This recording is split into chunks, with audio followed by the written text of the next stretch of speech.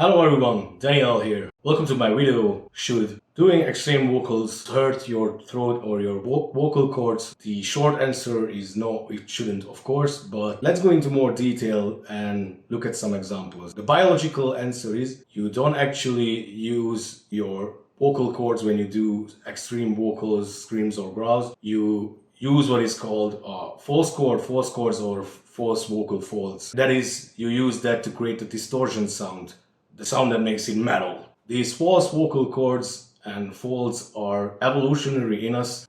When our ancestors were running after mammoths or they were running from mammoths and they were screaming out loud to warn the village of danger, they definitely weren't like, I'm sorry, I cannot talk to you because I was screaming to warn you. When babies cry, they don't actually use their own vocal cords. They also use their false cords in order to cry because their vocal cords are very small and aren't fully developed yet. So there probably were a time when a baby cried out on the bus and you were like, that sound would sound amazing on a metal track. That is because they are using their false cords. As we grow up, we tend to forget about these false cords and how to use them, and us metal vocalists and extreme vocalists are relearning that process on how to use those muscles and how to use those false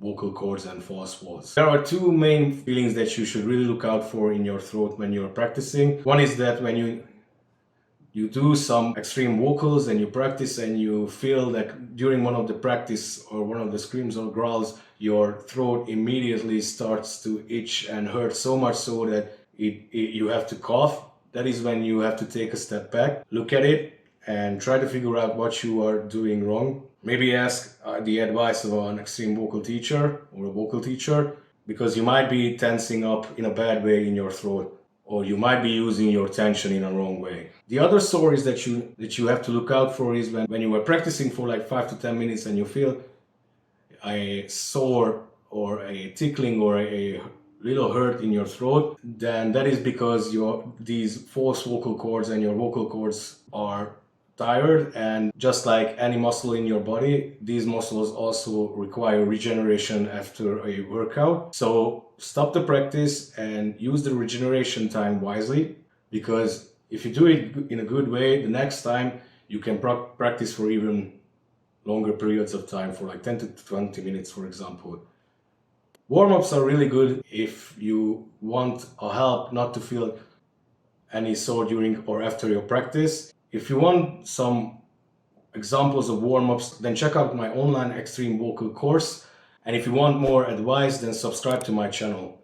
I try to upload regularly.